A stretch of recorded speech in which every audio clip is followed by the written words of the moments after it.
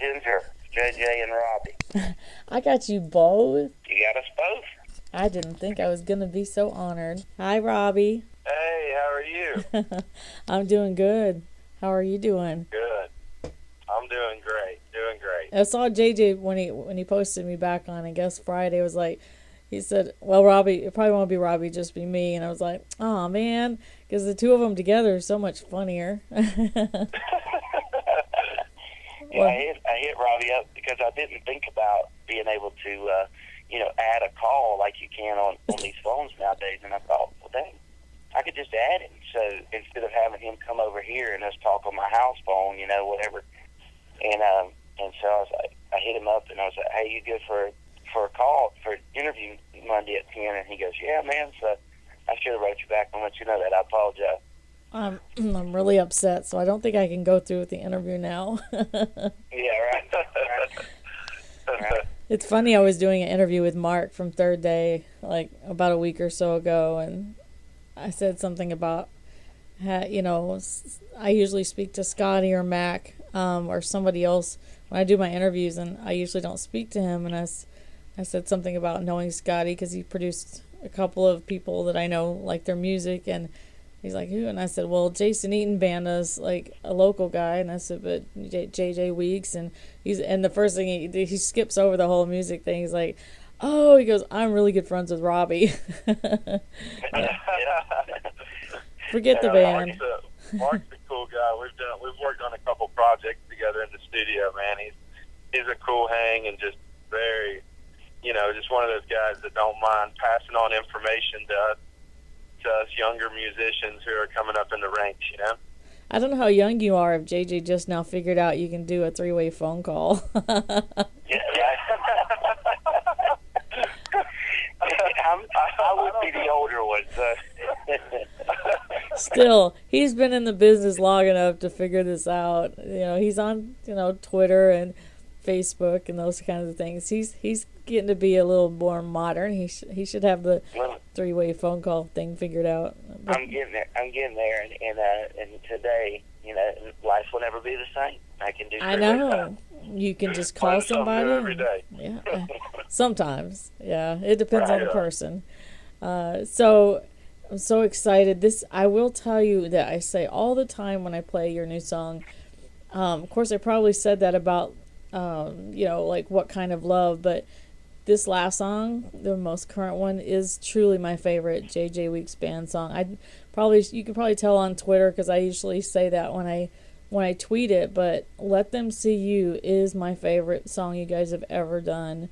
I don't know, it's kind of one of those I Can Only Imagines, or How Great Is Our God. I think it's one of those songs you guys are gonna probably have stick around for quite a long time, and people remember that song if they didn't even remember what else you've come out with so far. That song is just, I saw K-Love picked it up and I was like, yes.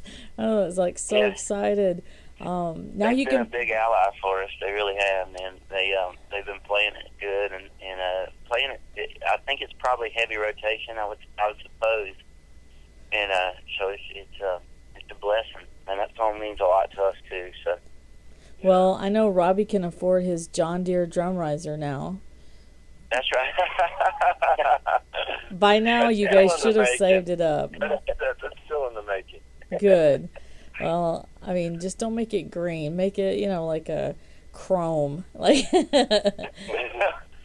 actually considered doing diamond plate. We've actually considered a diamond plate base on the drum riser. Yeah. I can believe that. I believe it. I was really mad because I saw you were like doing pre-orders or orders for your new album, and you could get like an autograph thing for it if you ordered it, within a certain amount of time, which of course I didn't, and then you said they were all sold out. So so when is the CD out for official sales? Well, now when we're saying new CD, we're still talking about the one I think you guys have still. So we're still just talking about that one. But what it is kind of what we did is our Facebook numbers and our Twitter numbers have really rose, pretty dramatically with the radio play and the stuff that we're getting. So we just wanted to do a promotional thing for the new people that have came to know our music because of the single, and so that's what we're doing. So we're planning on doing a new record pretty quick, but it's not done yet. Well, you know what? Just so you know, I have Out Loud, but I do not have All Over the World. All right, so here's the thing. This is a little JJ Weeks band secret, okay? That's the clone. It's not really a secret anymore. Not part of the interview. Let's exit. I'm just kidding. Okay. If you like, Out Loud was a CD that we did independently with Scotty Wilbanks. Obviously, you know that. Right. And then when we signed the record label bought the rights to the record, but they needed to repress it. Oh, gotcha. So that it has all the information of, you know, the label and all that kind of stuff on it. And we changed a few things on the record, but more or less, if you have Out Loud, you have All Over the World. So it's basically the same CD. You're just being cheap and don't want to send me another CD? I get it. That's all right. No, I can send you. I'm so joking. But it is the one you have. Now that one, the new one's a lot. You know, it's real fancy. It's got our pictures in it. You know, all of our thank yous and all that stuff. Well, I hope I'm on there. I was like the first person to play that single when you came out with What Kind of Love. I was like one of the first people, because I know that because you uploaded the wrong version, or somebody did. Oh yeah. And you Yeah, guys are because like, I was listening. Actually, it was, what the funny part was, whenever we did that interview, I was actually cutting grass, and I was listening to it on my phone, and I heard that shaker come in and that acoustic guitar, and I said, "Oh goodness, this ain't the right song." and I called. I think that was her interview, wasn't it? Yep. It was. I was listening to our interview, and I was on my tractor, and I was just laughing, and then I heard that song come on, and I said, "Uh-oh," and I called Jeff and said, "Dude, we got a problem." Yeah, so you helped us straighten everything out, but it was a train wreck, Ginger, man. We called our radio guy, and he was like, "Well, this is the one you sent me," and I was like, "You didn't listen to it?" I was like, "Really?" Well, but, yeah. You know what was funny is I loved it. I thought it was a great song, and I hadn't heard the final cut yet, so that's a good thing.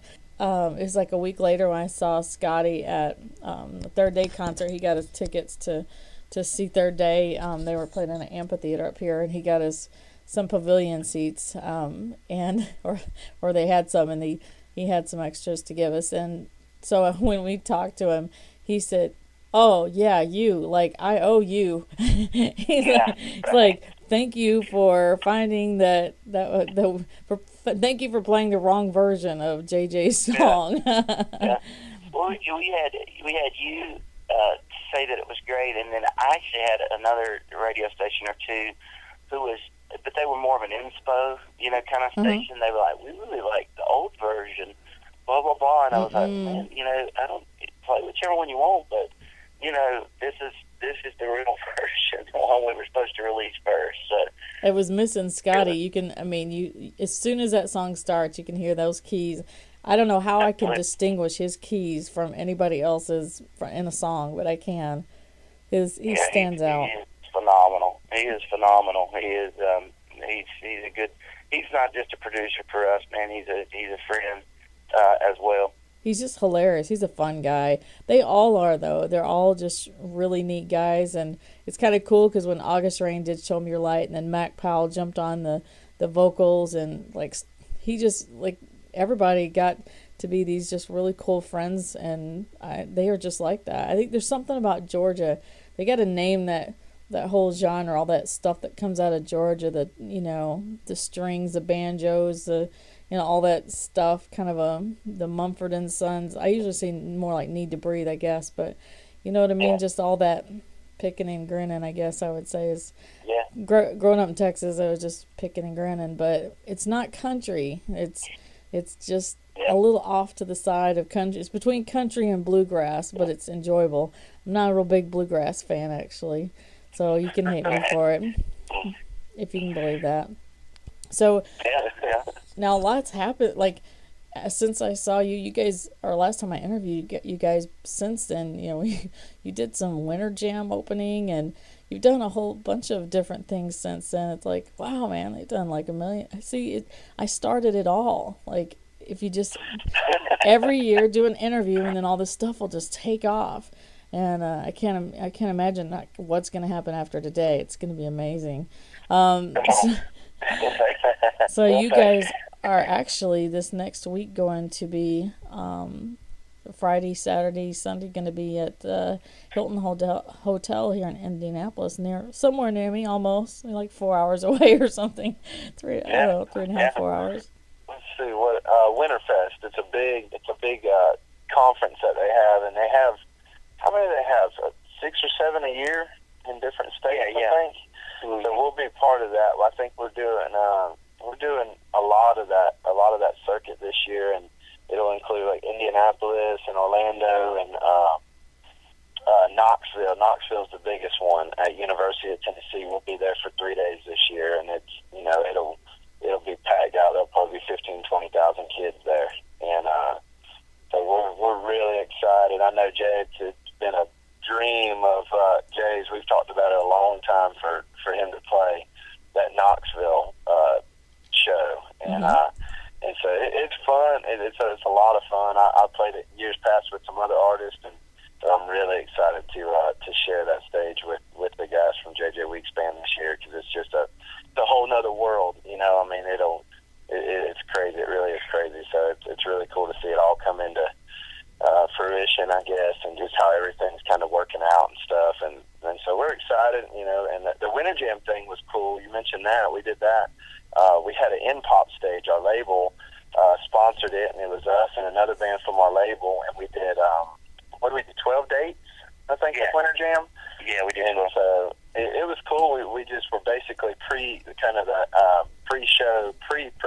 entertainment, so when everybody was actually walking in to the stadiums and stuff, we would be out there playing, and it gave us a chance just to network and to get our music out there. And then when almost every Winter Jam sold out, so when the crowd that couldn't get in, they would come over to the in-pop stage, and so then we would have other artists from inside come out, and we'd do like our own concerts outside and stuff like that. And so that took off. That was really good. It gave us a lot of opportunity to get to know, a new fan base and really connect with the other artists and stuff like that. So yeah, it's been great. Did you open up your guitar case and like have people throw dollar bills in and stuff like that? Probably should have. Yeah, that's a great idea. You should have. See, if you just come to me first, I can change everything. I can even make you upload the right single when you're uploading songs. And I'm still waiting on my royalties for that, because, like probably before even K-Love and all the big dogs saw, they all got the right version because I caught it so early. Just saying. So, you fixed everything. I'm not kidding, though. That is probably the truth. I mean, if we hadn't listened to the interview with you, that song would have been widespread. That version, that wasn't even the finished product. So. And let that be a lesson to any artist I interview. You better listen on the air when I air your interview, or bad things happen. That's right. That's right. Now I'm curious, because I think I can tell already by the reaction I see on Twitter and Facebook. But to me, What Kind of Love was just mind blowing, and I loved Is It Ever, but like up until this song, What Kind of Love really had my attention the most. It was just so powerful. But then this song, I was like, JJ and Robbie, I don't know what you guys did this time. This is awesome. Like the reaction, I just have to know, has it been a completely different experience fan-wise, as far as the way that it impacts them and the stories that you get, the experiences you get on either Facebook or when you perform that song? Absolutely. We were on the road just recently, and I was telling the guys that this, we've had several singles to radio, and have had great radio stations adding our songs, but this one, just you could tell something's different about it, and just the Facebook messages we're getting, and the Twitter. If you go and look up "Let Them See You and Me" on Twitter, you'll see just thousands of people writing it as their Twitter, onto their Twitter feed, and it's mind blowing. It's really humbling and mind blowing to us.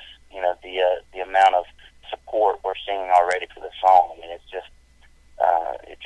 just amazing to see. Just a prayer. I mean, that's what this song was. It was every morning I would wake up, I would pray the words to this chorus, and just every morning that was my prayer for years before it ever became a song. And to see that simple prayer of mine affecting so many people, when honestly, when we thought about making this song and putting it on the record, my concern was it was so personal of a song that it wouldn't transcend to the audience. Yeah. That it was just the lyrics are take away the melody, take away. It's really a song about me. God, take away the lights, take away the music, take away everything. At the end of the day, do I represent you, and do I show people you in whatever I face, good times or bad times? Am I showing people you? And so that to see that simple prayer affected so many has been a huge, huge thing for us.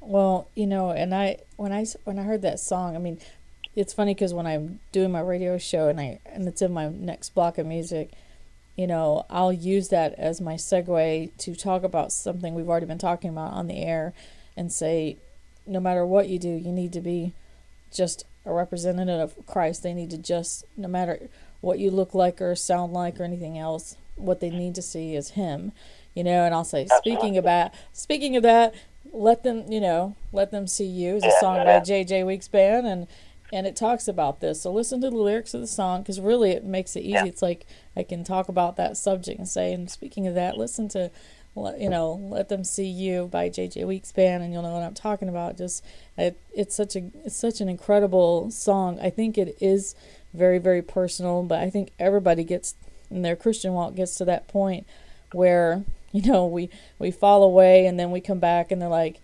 let them not see me anymore, God, because my flesh, my person, my everything I am is filthy, filthy rags before you. Let them just see you. Don't let them see me. I say that if I'm gonna do an MC thing, I'm like, don't let them hear my voice. Don't let them hear anything. Yeah. I'm trying to say, just shut my head off, shut my voice off, and let everything I say just be you. Let them hear you. That's your next single, by the way. It's Let Them Hear You. Just so I'm just gonna. It's a pretty amazing, because what I guess in the last couple years, God has challenged me in this song as well. Again, even though it was something I prayed, when you pray a prayer, it's like, man, God begins to do that in your life. You still learn a lot. Just because you prayed it, don't mean you know what you're trying to pray about. And so in the past couple of years, I've learned a lot. And I said, there's been mornings I woke up and knew it was going to be a terrible day, and something happened, and it just be like mad as fire. And I've learned in those days that even in the bad days, we can show people God through the way we act when we're having a terrible day. Sometimes we can show people God in the way we act on our terrible days better than we can on our good days. This is true. And that's, one of the things that I pray that, because let's just say you leave your house and you fall flat on your face and everything goes wrong. People are watching how you handle that situation. And I think if you can show people Christ in that situation, then it speaks louder a lot of times than when we're out and we're having a mountaintop day and everything's going perfect. In those harder times, it's easier to speak God and show people God a lot of times. Well, it's like the Bible says, it's easy to love. It's easy to love the lovable, basically, but it's, how much harder is it you got to love the unlovable, and you've got to, and no matter what you're going through, you're right. It's because this is a world with the social media the way it is, everybody perception is so skewed.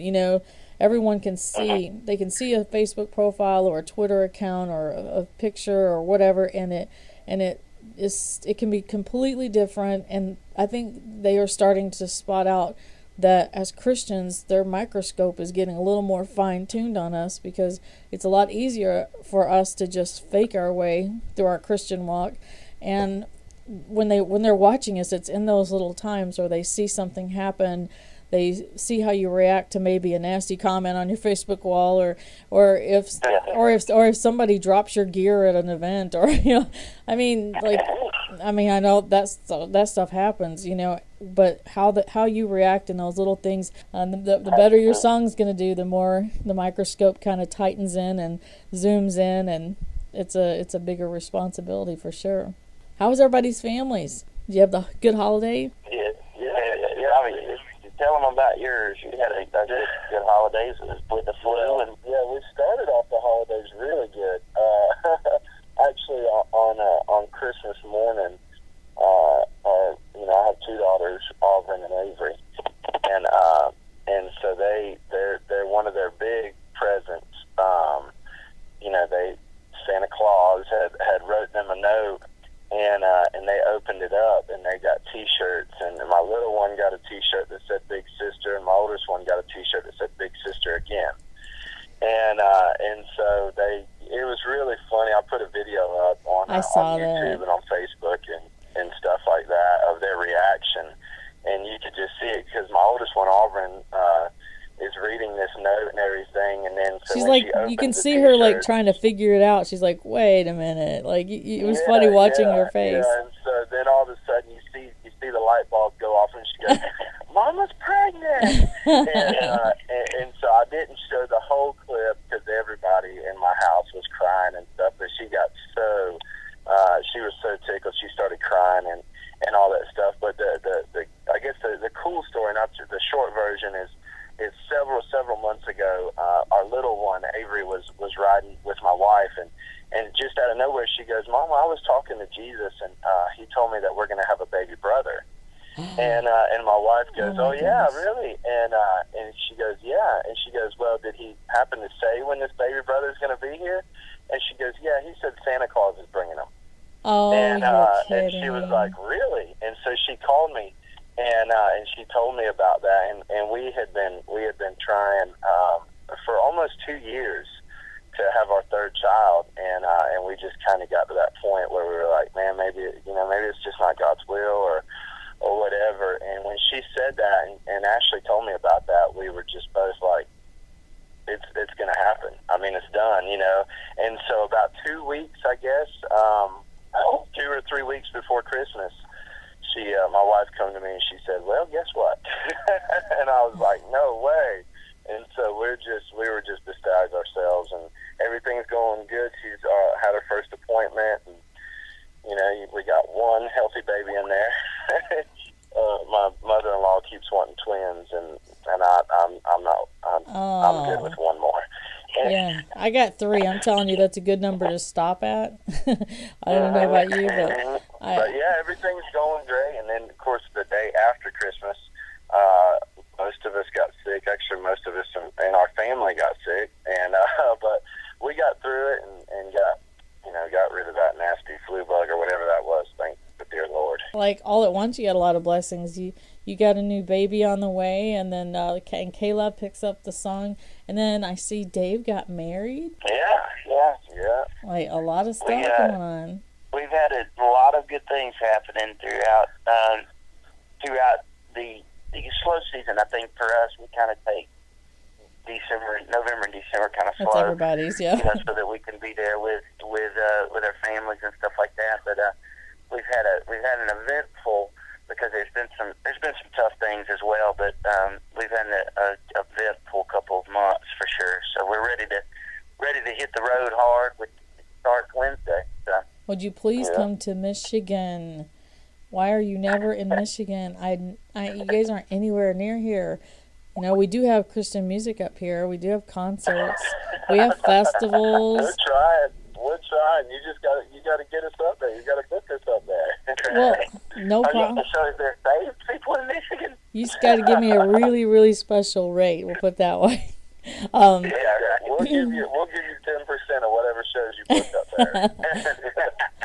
Hey, don't tempt me. That's what I do. That's my other job. That's all I do. I hear you. I hear you. So well, we media sponsor two big festivals up here: Big Ticket Festival and Unity Festival, and Unity runs like 75,000 people over their 3-day or 3.5-day thing, and then I probably about 40 or 50,000 at Big Ticket. So they're 3 and 4 day festivals, but they really pack the heat. I mean, they really bring a lot of big artists, and you guys got to get out here because it's a really great exposure. You get to, obviously, how it was with like Winter Jam and things like that. You get to, fellowship with other artists, and then you get to say, hey, when you guys come through Georgia, we'll play with you. Right. Yeah. But yeah, so what is next? Are you guys writing songs right now? I know you're not looking to get an album out right now, but are you guys writing or getting in the process of the next album? I think pretty quick. We'll be in the studio doing an album. So yeah, I mean we are all constantly. I don't think there's a moment that there's not some kind of writing going on. Kind of a constant process for us. I think that's something that we may be a little different than some bands. I don't know.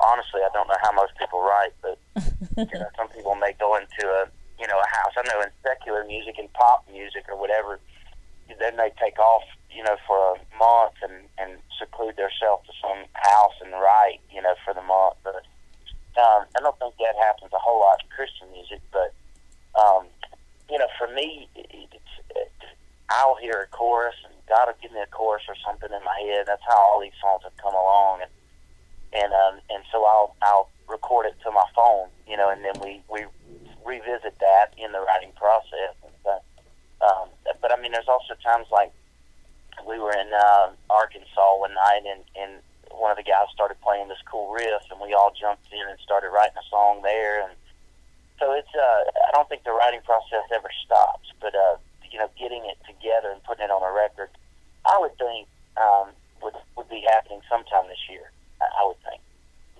Well, I also was curious. It's funny. I was looking at all the stuff that's happening. I wonder, especially those who have maybe just started hearing "Let Them See You" on K-Love and stuff. I think people probably assume that you guys have been a band for a couple of years, but you guys have been a band for over a decade now, right? A long time. And you were mentioning something about music a minute ago, and that's we're headed to Indiana Wednesday for a 6-day run up there in Indiana and South Bend, and or Indianapolis and South Bend, I should say. But we are, we were a Southeast band for 10 years, before God opened up the doors to be able to go to Indianapolis and Virginia, and so we've become more of an East Coast band now. So what I'm hoping is, as the song continues to grow, we can stretch, and we're already starting to see some calls from some of those areas as well. So I think God's going to scoot us over and at least get us to the Midwest, and if not all the way over to the West Coast.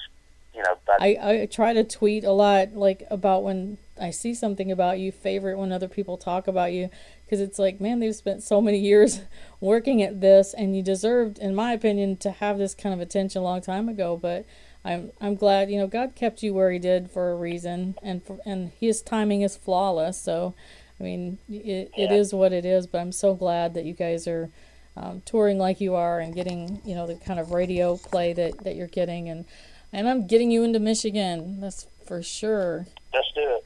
Let's do it. I actually had somebody write me the other day and asked me if if anybody had talked to me about the Big Ticket Festival, and I was like, no, I haven't. So I don't know if that's a connection or somebody just hoping that that we were going to be a part. So. Oh, well. Hopefully we will. Hopefully we'll get out that way. I'm going to have to move to Georgia one day. I find that it's like a lot of my favorite music ends up coming out of Georgia. Like, of course, August Rain does too, but Mac and all that. I mean, there's just so many cool people in the Georgia thing. And then Atlanta's become kind of the second new Nashville, where so much music. It's such a music mecca now.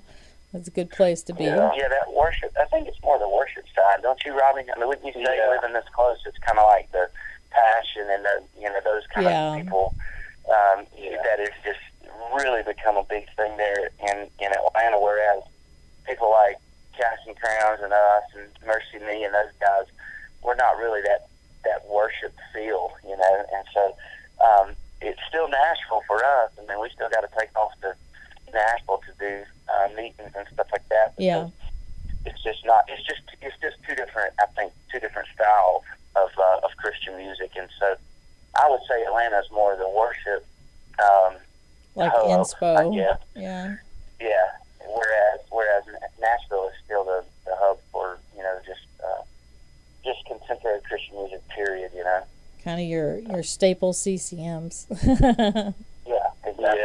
Yeah. Joel is the real rock star. When my kids were growing up watching Mercy Me behind the stage, like they were like, "Oh, hey Bart, Joel," you know, like Joel. And for a long time, I think they thought Joel was more the rock star than anybody, you know, because he's the guy that gets you backstage, gives you a lanyard, you know, makes you feel like the king of the world. And so Joel is one of my favorite people. Ginger, you know that Joel and Scott Brickle are our management team.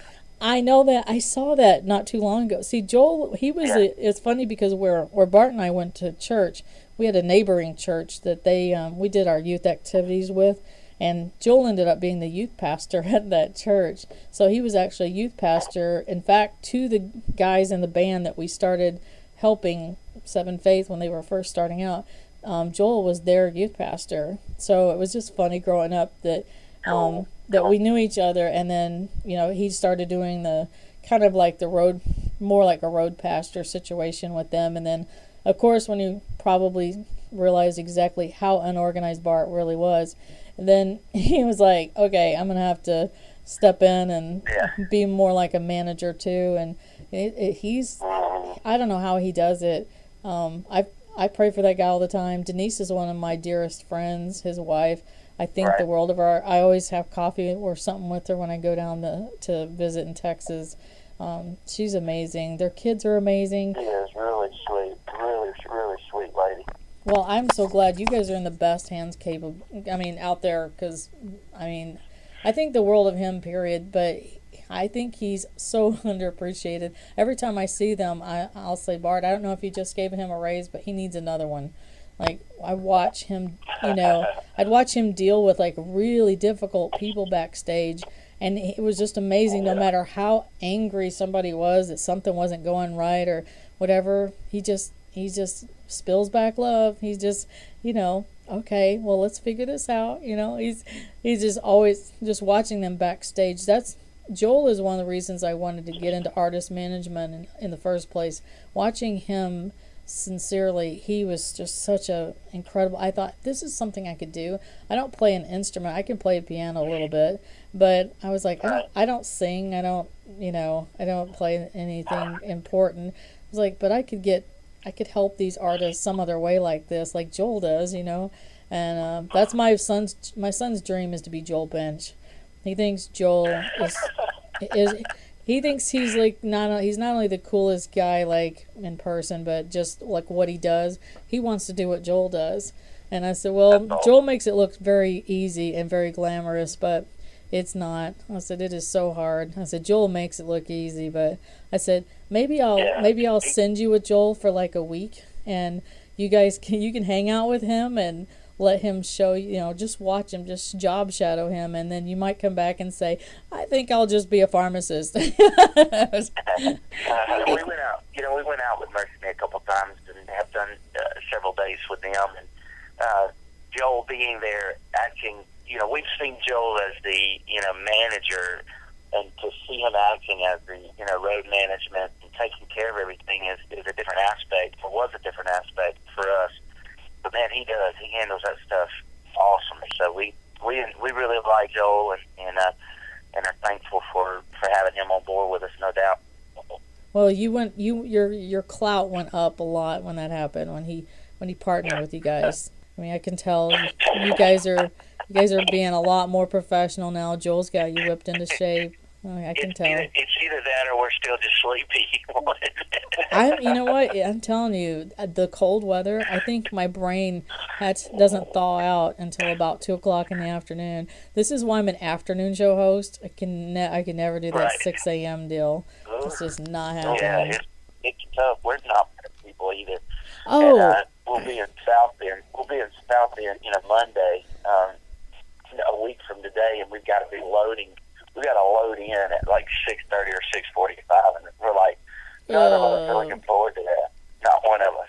Oh, it's so bitter in the morning. Not at all.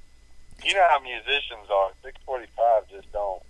It don't work with a musician, because when you finish up a show or something like that, I know for me particularly, I'm amped up until 2 or 2:30 in the morning usually. You should hear the bus, Ginger, at like 1:30 in the morning when I'm the old guy in the back trying to go to sleep. It's like a zoo up there sometimes. It is absolutely nuts. It goes from level 10 to 0 in 10 minutes. It's like, wah, wah, wah, and then it's all of a sudden silence. I'm like, oh, thank you, Jesus, they got over it. We do. Now, it's really Dave. Dave, our bass player. Yeah. Now, maybe it'll change now that he's Now married. that he's married, yeah. Now that he's married, it might change, but usually about 1:30, 2 o'clock in the morning, he catches this second wind, and it's hilarious. It really is, and it's really funny. The whole bus is shaking from people laughing. I mean, the whole bus. I would so love to just be around you guys while you're in the middle of some of that. Just be kind of a fly on the wall. I think I would rather be the fly off the wall sometimes. Yeah. Kind of scary. Now come 6:45 next Monday, won't none of us probably be talking to each other?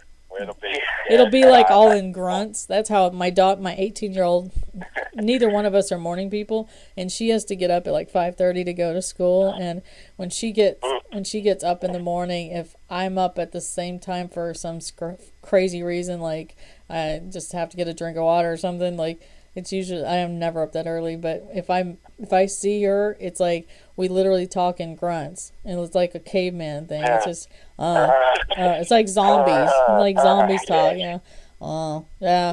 Usually that early in the morning, I could pull off being a bass singer for a Southern gospel. Nobody can understand me. We don't talk in the mornings, that's for sure. It's like 6:30. I may punch everybody and be like, "Hey, it's time to get up," and then that's it. That's it. Only what is necessary. Your mom said, if you can't say something nice, don't say anything at all, right? Yes, that's right. Exactly. I want you. So who's the? One of these days we'll be able to FaceTime. I just need warning, because girls need warning. You have to have makeup and. Because I work in radio and artist management, nobody sees me until I go to an event. You saw this hair right now, you'd be thinking the same thing. Yeah, it's okay. He needs a warning, man. Jeez. I can feel the love without the FaceTime at this point. That's okay. Yeah.